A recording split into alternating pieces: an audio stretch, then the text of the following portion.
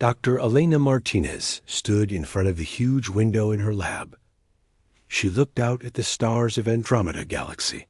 For 20 years, she had been studying one simple question. What was in the Milky Way galaxy that made everyone so afraid? The Galactic Council had one rule that nobody could break. Never go to the Milky Way. Ever.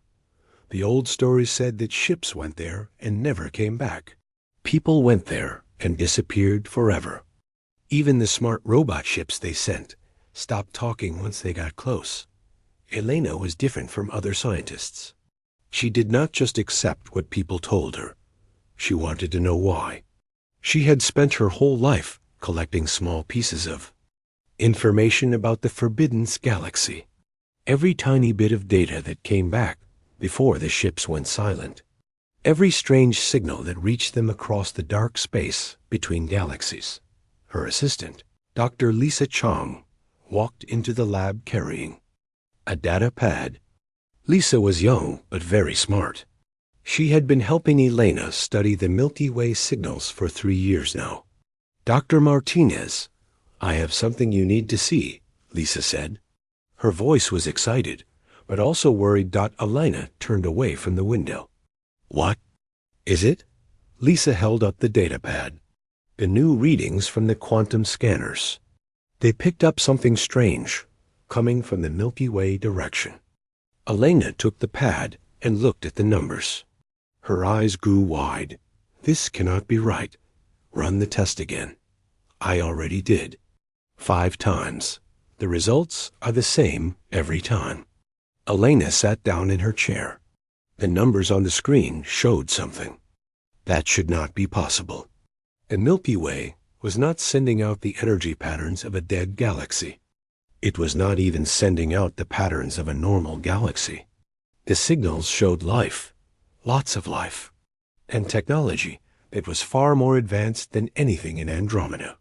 Lisa, if this is true, then everything we have been told is wrong. What do you mean? Look at these patterns.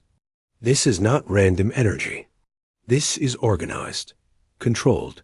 It shows a civilization that has spread across their entire galaxy. They have technology we cannot even understand. Lisa sat down next to Elena. But what about all the ships that disappeared? What about the crews that never came back? Elena stared at the data. Maybe they did not disappear. Maybe they were taken for a reason. Across the city, Commander Jake Sullivan was having his own problems with the Milky Way. He had lost 3 ships and their crews near the edge of that galaxy. Each time, the ships had simply stopped talking. No distress signals, no explosions, no wreckage found. They just vanished. Jake sat in his office at the Defense Force headquarters. On his desk were reports about the latest missing ship. The Explorer had been carrying 200 crew members from different species. They had been on a routine patrol near the galactic border when they crossed into Milky Way space. That was 6 months ago. His assistant, Captain Roy Adams, knocked on the door. Sir, we have the final report on the Explorer. Come in, Roy. Roy was a good officer. He had been with Jake for 10 years. He was also one of the few people who thought they should try to rescue the missing crews instead of just writing them off as lost. Sir, the search teams found nothing. No debris, no energy signatures, no trace that the Explorer was ever there. Jake rubbed his forehead. That makes no sense. Ships do not just disappear without leaving some kind of trace. Unless something very advanced made them disappear, Roy said quietly. Jake looked at his friend. You think something in the Milky Way is taking our ships on purpose? I think we need to consider that possibility. What if the Milky Way is not empty? What if something lives there that does not want visitors? Meanwhile, in the council chambers, the leaders of Andromeda were meeting. The High Chancellor, Zephyrian Prime, was very old. He had been alive when the first ships disappeared in the Milky Way over 1,000 years ago.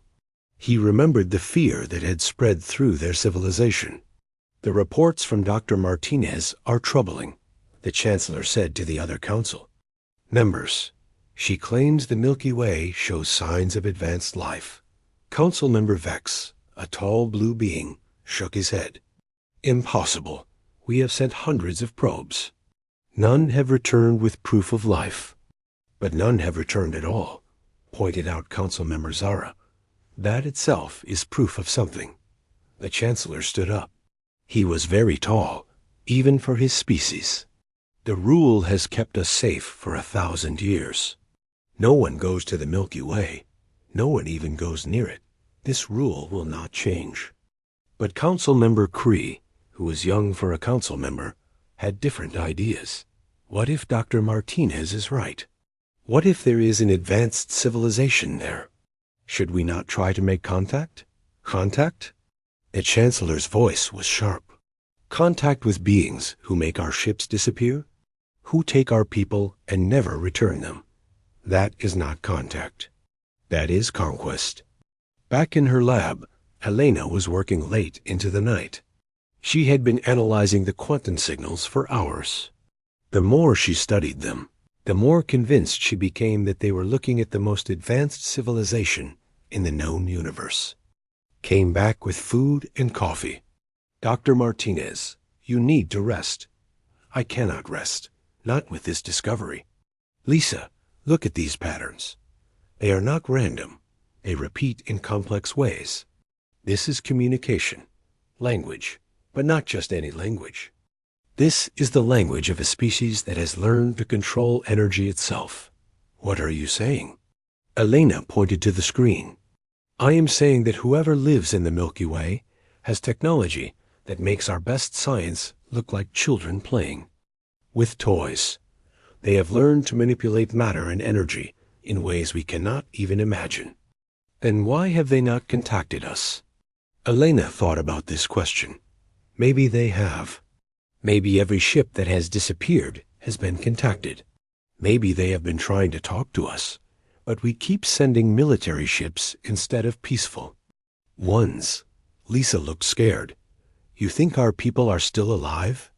I think we have been approaching this all wrong.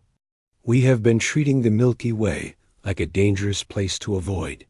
But what if it is home to people who are trying to protect us from something? What if they take our ships to keep us safe? Elena made a decision that would change everything. She would build a ship, a peaceful ship with no weapons, a ship designed for communication and friendship. She would take volunteers and go to the Milky Way herself. She would find out what really happened to all those missing crews. She would learn the truth about the Forbidden Galaxy. And maybe, just maybe, she would make contact with the most advanced civilization in the universe. But first, she had to convince people to come with her on what everyone else thought was a suicide mission. She had to find people brave enough to face the unknown, people curious enough to risk everything for the chance to discover the truth. The next morning, Elena sent out a secret message to scientists and explorers across Andromeda. She asked for volunteers for a dangerous but important mission. She did not tell them exactly what she planned to do. She just asked them to meet her if they were ready to change history. To her surprise, many people answered her call. They were tired of being afraid. They were tired of not knowing. They wanted answers, even if finding those answers might cost them their lives. Elena smiled as she read their responses. She was not alone in her curiosity. Other people wanted to know the truth about the Milky Way. Other people were ready to risk everything for the chance to make the greatest discovery in galactic history. The Forbidden Galaxy was calling to them. And finally, someone was ready to answer. Dr. Elena Martinez looked at the small group of people who had answered her secret call. They were meeting in an old warehouse far from the city. She had to be careful. The council had made it clear that anyone who tried to go to the Milky Way would be arrested. Captain Roy Adams was the first to speak. Dr. Martinez, your message was not very clear. What exactly are you asking us to do? Elena looked at each person in the room. Besides Roy, there was Dr. Amy Foster, a ship engineer. Who could fix anything? Lieutenant Ben Parker knew more about communications than anyone in the galaxy. Dr. Kate Williams studied how different species thought and acted. These were all people she trusted. "I am asking you to come with me to the Milky Way," Alana said. Simply. The room went very quiet. Dr. Foster was the first to speak. "That is against council law. That is against everything we have been taught since we were children." "I know," Elena said, "but I believe everything we have been taught is wrong." She turned on a large screen and showed them the data she had been collecting. "Look at these signals. This is not a dead galaxy. This is not a dangerous place where ships just disappear. This is home to the most advanced civilization we have ever discovered." Ben Parker studied the data. "These patterns are incredible. But if they are so advanced, why have they not contacted us?" "Maybe they have," Elena said. "Maybe every ship that has disappeared has been contacted. Maybe they have been trying to talk to us, but we keep sending military ships with weapons instead of peaceful ships with scientists." Kate Williams, who studied how different species behaved, nodded slowly. "That would make sense. If I were an advanced species, and strange ships with weapons kept coming to my home, I might take them away too." Roy Adams looked worried. "But Elena, even if you are right, we would be breaking the law. We would be risking our lives. And we would be doing it without permission from the council." "Sometimes," Elena said, "you have to break bad laws to do good things. 1,000 years ago, someone decided we should be afraid of the Milky Way. But what if that person was wrong? What if we have been living in fear for no reason?" Amy Foster was looking at the technical data. "If we were going to do this, we would need a special ship. Something small and fast. Something that clearly shows we are not military."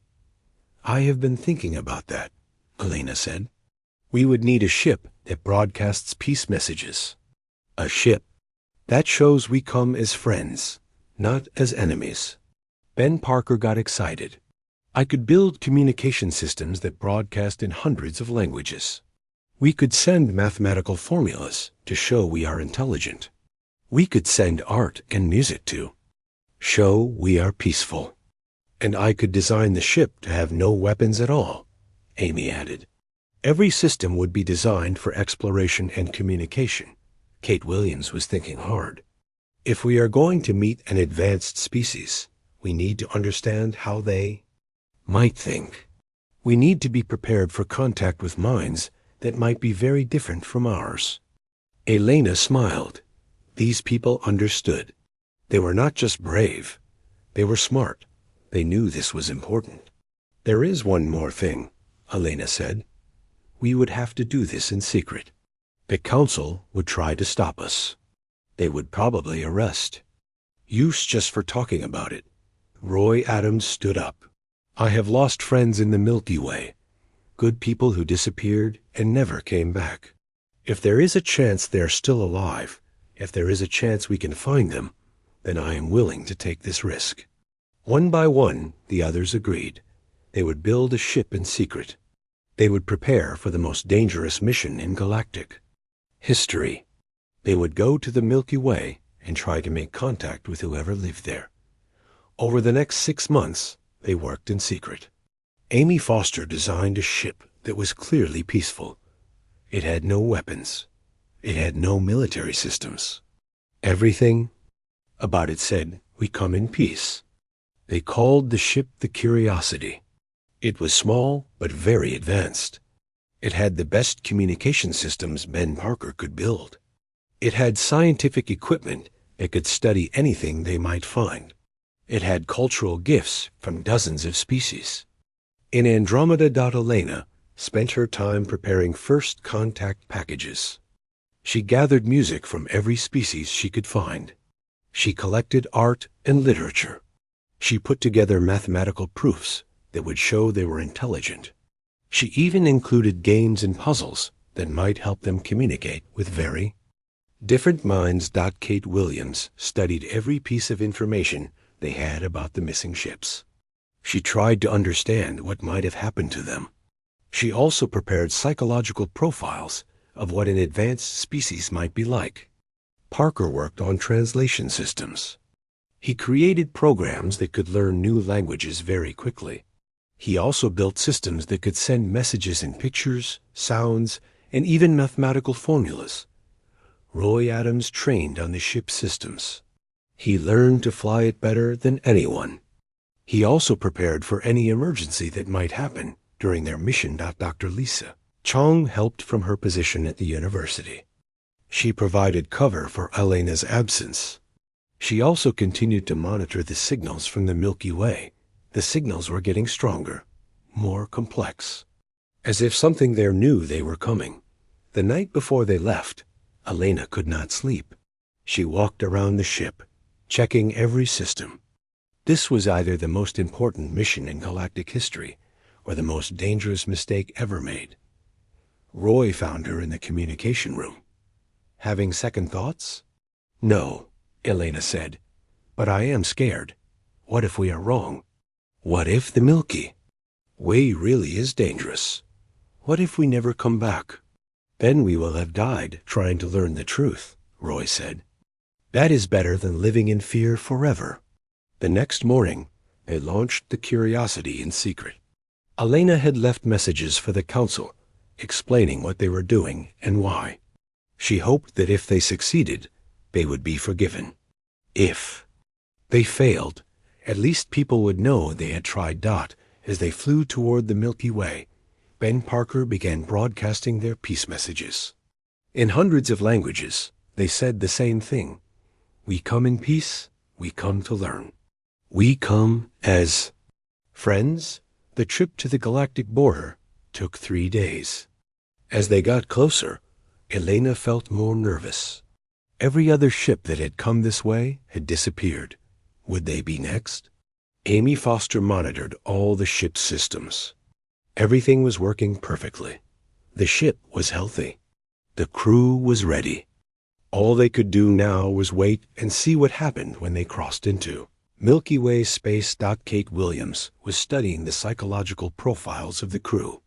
She wanted to make sure they would react properly to whatever they found. Meeting an advanced species could be very stressful. People might panic or make mistakes. On the third day, they reached the invisible border where other ships had vanished. Elena looked at her crew. These were good people. Brave people, smart people. If anyone could make contact with the Milky Way, it was them. Are you ready?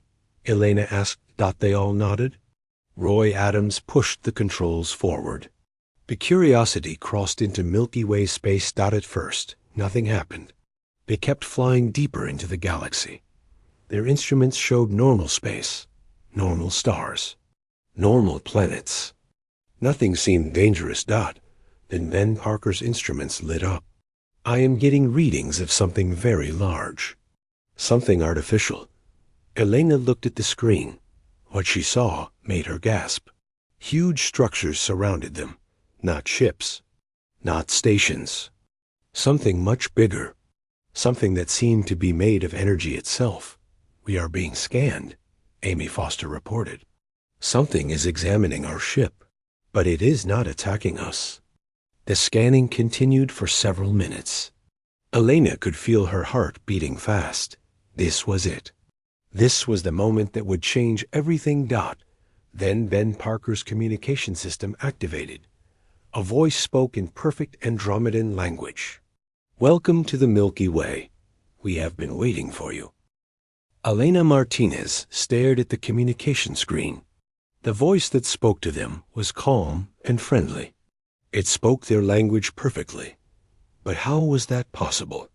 This is Dr. Elena Martinez of the Andromedan Council, she said carefully. Who am I speaking to? My name is Admiral Danny Rodriguez of the Terran Federation Navy. I speak for the Human Colonial Initiative. We have been monitoring your approach for several days. Elena looked at her crew. They all had the same confused expression. Human. What is a human? We are the species that lives in this galaxy, Admiral Rodriguez replied. We have been aware of your people for many years. We have been watching your civilization grow and develop. Roy Adams spoke up. What happened to our ships? What happened to our people who came here? There was a pause, and Admiral Rodriguez spoke again. Your people are safe. They are alive and well. We did not harm them. We brought them here to protect them. Protect them from what? Elena asked. From the shock of meeting us unprepared. Dr. Martinez, your people have been taught to fear this galaxy. You have been told that it is dangerous. But the truth is very different. Ben Parker was recording everything. His instruments showed that the voice was coming from a massive structure nearby, something so large that it could hold millions of people. Admiral Rodriguez, Elena said, I need to understand. Are you saying that you have been taking our ships to protect us? Yes. Every ship that has entered our space has been scanned. We have analyzed the intentions of the crews. Most of them came here with weapons. They came ready to fight. We could not allow that. Amy Foster checked her instruments. Dr. Martinez, I am reading incredible energy signatures all around us.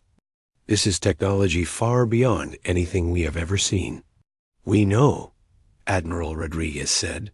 We have been listening to your communications.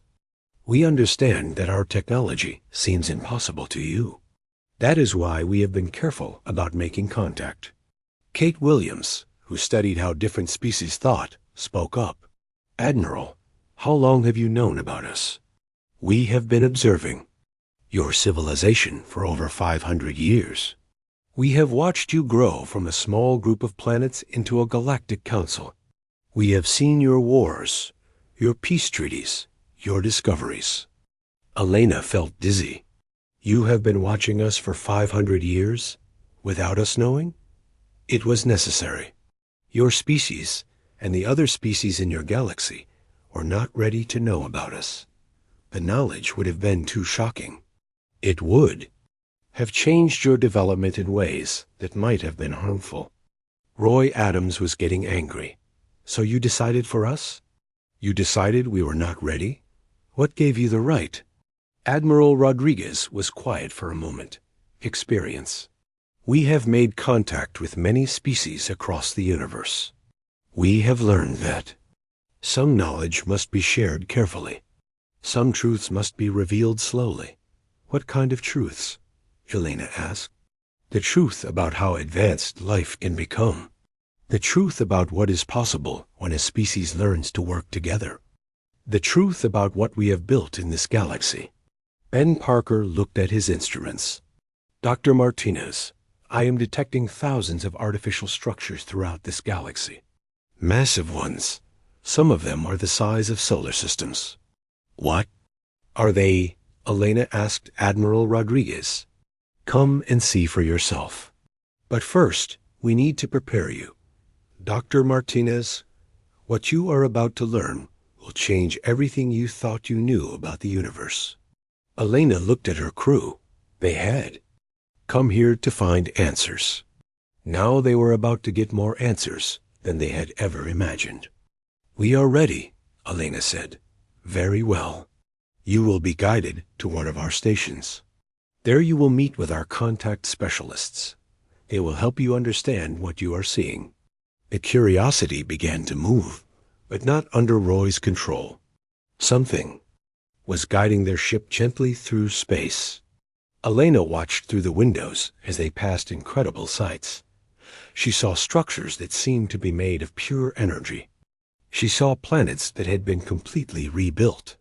She saw machines the size of moons working on projects she could not understand. Admiral Rodriguez, Elena said, what are humans? We are a species that evolved on a planet called Earth. We learned to work together instead of fighting each other.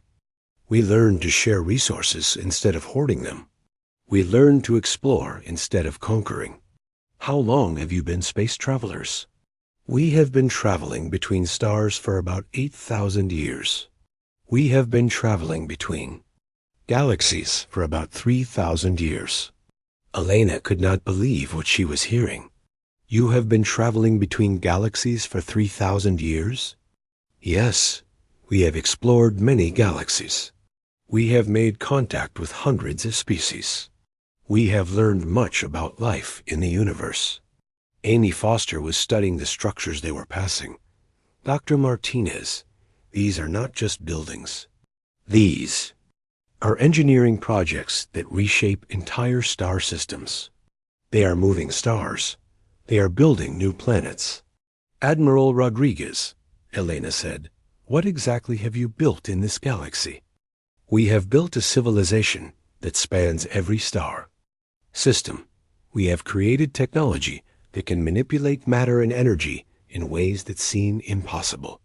We have learned to work with the fundamental forces of the universe. Kate Williams was taking notes about everything they saw. This is incredible. This is a Type 3 civilization. They have mastered their entire galaxy. What is a Type 3 civilization? Roy asked.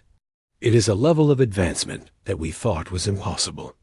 They can use the energy of entire galaxies. They can move stars and planets. They can create new forms of matter. Elena felt overwhelmed. Admiral Rodriguez, if you are so advanced, why have you not contacted other species openly? Because we have learned that contact must be careful. When a very advanced species meets a less advanced one, it can cause problems. The less advanced species might become dependent. They might lose their own culture. They might even become extinct. So you help them without them knowing? Yes, we have developed what we call the Galactic Protection Protocol. We watch over developing civilizations. We protect them from dangers they cannot handle. We guide them when they need help, but we do it carefully so they can still develop their own way. Ben Parker looked up from his instruments. Dr. Martinez, I am detecting signals from all over this galaxy. It sounds like communications between millions of different groups. Those are the other species we have made contact with, Admiral Rodriguez explained. Over the centuries, we have carefully introduced ourselves to many civilizations. Some of them now work with us. Some of them have chosen to remain independent but friendly. Elena was beginning to understand. You have built a galactic community. Yes, but it is not an empire. It is a cooperative. Everyone chooses their own level of participation. Everyone keeps their own culture. Everyone develops at their own pace. The Curiosity was approaching a massive structure. It looked like a combination of a space station and a city. It was beautiful and clearly artificial, but it also seemed to be alive somehow. Welcome to Contact Station Alpha, Admiral Rodriguez said. Here you will meet with our specialists. They will help you understand what we have built and how it works. Elena looked at her crew. They had come here looking for answers about missing ships. Instead, they had discovered the most advanced civilization in the universe. A civilization that had been protecting them without them knowing. Admiral Rodriguez, Elena said, our people need to know about this. Our council needs to know that. You exist. We know. That is why we have been waiting for someone like you to come to us. Someone who came in peace. Someone who came to learn instead of to conquer. You have been waiting for us? We have been waiting for your species to be ready for contact. We believe that time has come. You and your crew will be the first to learn about us. Then, if you choose, you can help us make contact with the rest of your people. Elena felt the weight of responsibility. She and her small crew were about to become the bridge between two civilizations. They were about to learn secrets that would change everything. We are ready to learn, Elena said. Then let us begin. Welcome to the Milky Way, Dr. Martinez. Welcome to the beginning of a new age for both our peoples. The Curiosity docked with the station. Elena and her crew prepared to step into a new world. They were about to learn what it meant to be part of a galactic community. They were about to discover that the universe was far more wonderful and far more connected than they had ever imagined. As they walked toward the docking bay, Elena realized that their journey was just beginning. They had come to the Milky Way to find answers. Now they would return to Andromeda as ambassadors to the stars. Elena Martinez stepped off the Curiosity and into the docking bay of Contact Station Alpha. What she saw took her breath away. The station was huge, but it did not feel cold or mechanical. It felt alive and warm. A tall woman with dark hair walked toward them. She wore a simple blue uniform and had a friendly smile. "Dr. Martinez, welcome to our station. I am Dr. Susan Taylor, Director of Interspecies Relations." Elena shook her hand. "Dr. Taylor, I have so many questions." "I know you do. We are here to answer all of them. But first, let me show you something that will help you understand what we have built here." Dr. Taylor led them through corridors that seemed to change and adapt as they walked. The walls showed images of different worlds and different species. Elena saw creatures she had never imagined and places that looked like paradise. "This station is alive," Amy Foster whispered. "It is responding to us." "Yes," Dr. Taylor said. "We learned long ago that the best technology is technology that works with life instead of against it. This station is part machine and part living organism. It can think and adapt and grow." They entered a large room with a curved ceiling that showed the galaxy around them. Elena could see thousands of lights moving through space. Ships and stations and projects that spanned star systems. "This is our operations center," Dr. Taylor said. "From here, we monitor and coordinate activities across the entire galaxy." A man with short brown hair joined them.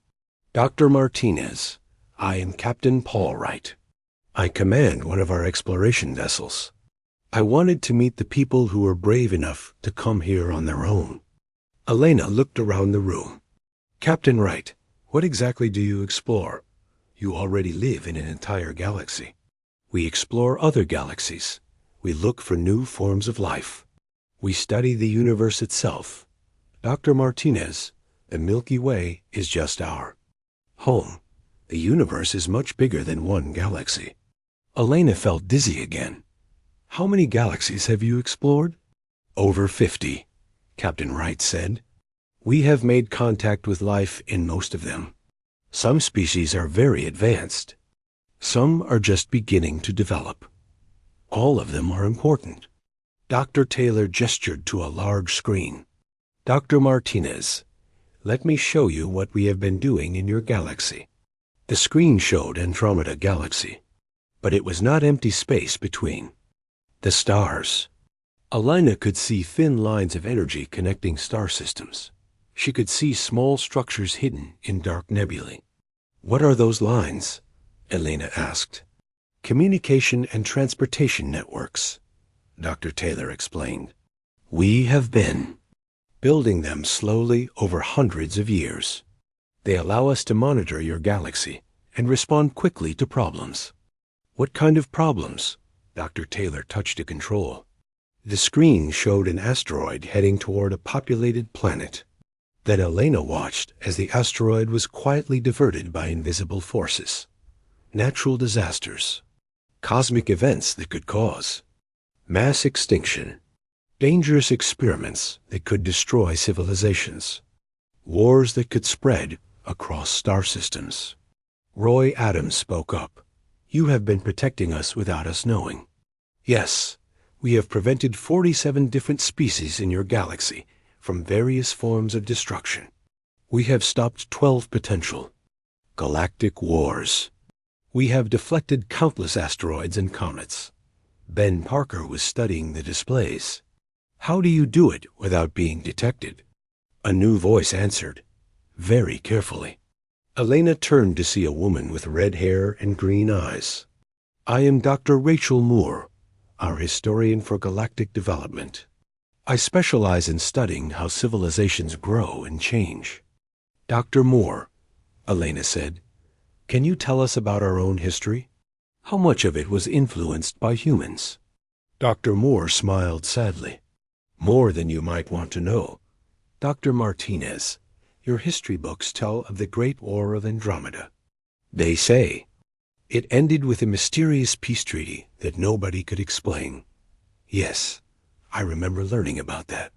The peace treaty was negotiated by human diplomats working in secret. The war was about to destroy 6 different species. We could not allow that to happen. Elena sat down heavily. Our greatest historical achievement was actually done by humans. No, Dr. Moore said firmly. Your people chose to accept peace. Your people chose to work together. We only provided the framework. The choice was always yours. Captain Wright stepped forward. Dr. Martinez, we never force civilizations to do anything. We only create opportunities for them to make better choices. But what about our technology? Our scientific discoveries? Dr. Moore brought up another display. Some of your breakthroughs were guided by us.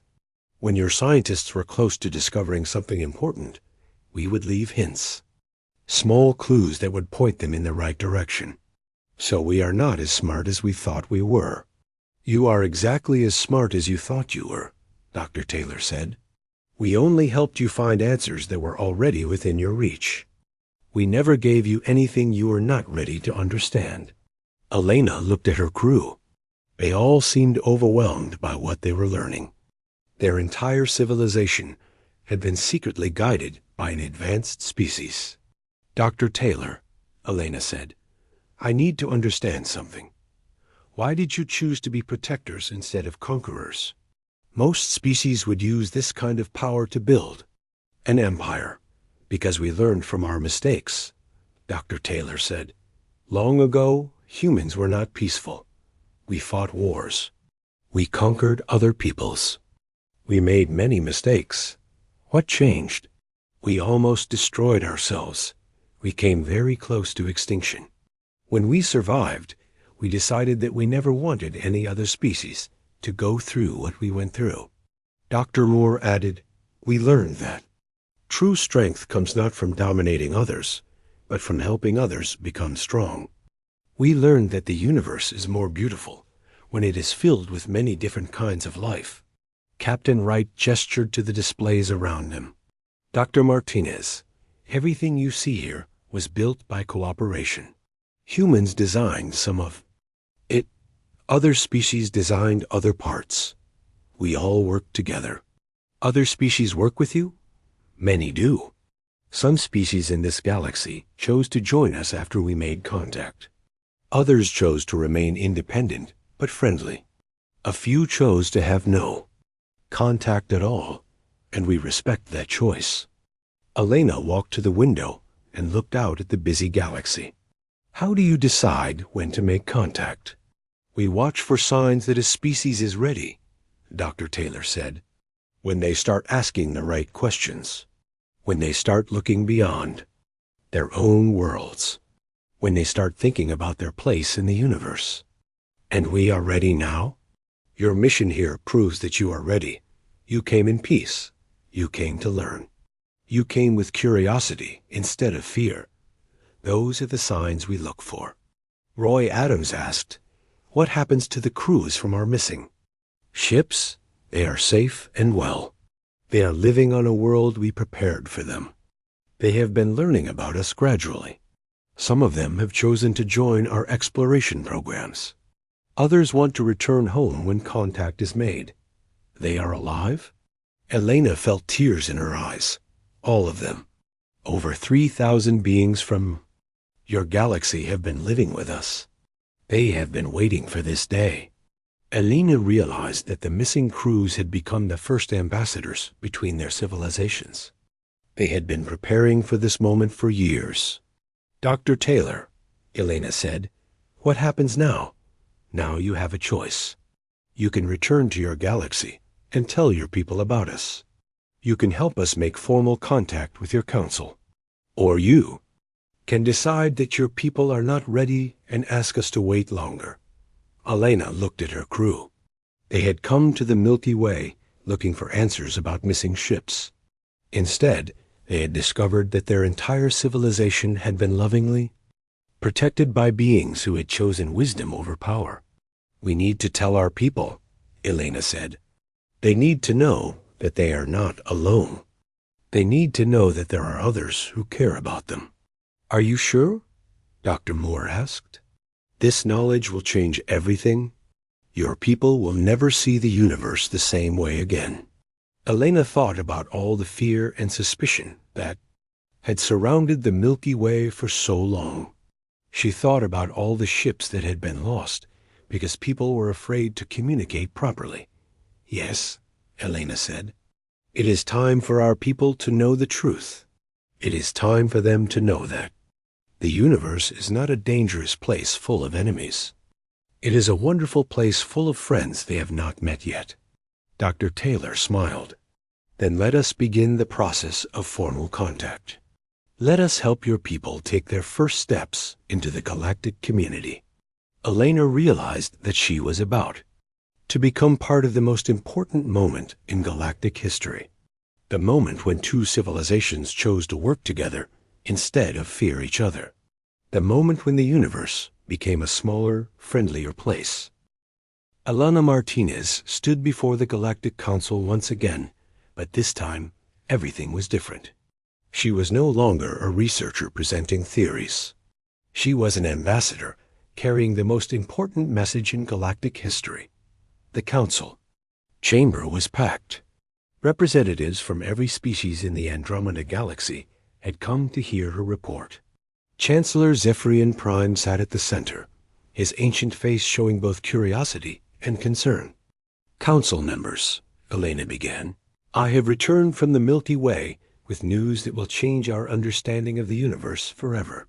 Elena presented everything she had learned about humanity. She showed them recordings of human cities, their technology, their philosophy of protection and guidance. She explained how humans had been secretly protecting hundreds of species for thousands of years. The reaction was immediate and intense. Some council members were amazed and grateful. Others felt angry and humiliated. A few demanded that Elena be arrested for breaking galactic law. You are telling us that our entire civilization has been under the protection of another species? Shouted Representative Vorfik from the Epsilon system. That we are like children being watched by adults? Elena remained calm. I am telling you that we have been lucky enough to have guardians who cared about our growth and development. They could have conquered us or enslaved us, but they chose to protect us instead. Commander Jake Sullivan stood up. Dr. Martinez, what about my crews? The people who disappeared? Elena smiled. They are all alive and well, Commander. They are living on human worlds, and they are happy. They understand why they could not return until now. The debate continued for days. Some species wanted to reject any contact with humanity. Others wanted to accept human guidance immediately. A few suggested that they should try to fight the humans, even though it would be hopeless. Chancellor Zephyrian Prime called for order.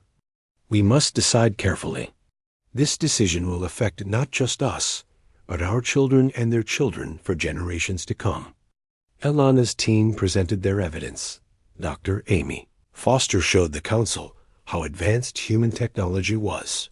Dr. Kate Williams explained the psychological benefits of having wise mentors. Captain Roy Adams described the peaceful nature of human society. Finally, Chancellor Zephyrian Prime made his decision. I will travel to the Milky Way myself. I will meet with these humans and judge their intentions with my own eyes. The meeting between Chancellor Zephyrian Prime and President Maria Santos of the Terran Federation was historic. It took place on a neutral space station that the humans built specifically for the occasion. President Santos was a middle-aged woman with kind eyes and a gentle voice. She greeted the Chancellor with respect and humility, making it clear that humanity did not see itself as superior to other species. "Chancellor, we are honored to meet you," President Santos said. "We have watched your civilization grow and develop for centuries. We have great respect for what you have accomplished." Chancellor Zephyrian Prime studied the human leader carefully. "President Santos, my people are concerned about our independence. We do not want to become dependent on your protection." "We understand completely," President Santos replied. "Our goal is not to control anyone, but to help them become the best version of themselves. We want to be partners, not rulers." The Chancellor spent weeks touring human space and meeting with human leaders. He saw how they treated other species with respect and kindness. He learned about their history, their mistakes, and their wisdom. He returned to Andromeda. Chancellor Zephyrian Prime addressed the Council. "I have seen the future of our galaxy, and it is bright. The humans offer us not conquest, but partnership. Not dependence, but growth." The Council voted to accept limited contact with humanity. The integration process would be slow and careful, designed to preserve Andromedan independence while allowing both civilizations to benefit from friendship. Dr. Kevin Stone of the Human Interspecies Development Council was assigned to work with the Andromedan Council. He was a patient man who understood the importance of moving slowly. "We will share only the technologies that you are ready for," Dr. Stone explained to Elena. "We will not overwhelm you with too much too quickly." The first joint projects were small, but significant. Human advisors helped Andromedan scientists solve problems they had been working on for decades. Andromedan artists shared their culture with human communities. Commander Jake Sullivan became the first Andromedan to train with the human Galactic Defense Force. He learned that human military technology was designed not for conquest, but for protection against threats that most species could not even imagine. "There are things out there," Jake told Elena after his training. "Rogue artificial intelligences, cosmic entities, forces that exist between dimensions. The humans have been protecting us from dangers we did not even know existed." Elena established the first joint research facility where humans and Andromedans worked together on projects that neither could complete alone. Her partnership with human scientist Dr. Tony Clark led to breakthroughs in understanding consciousness itself.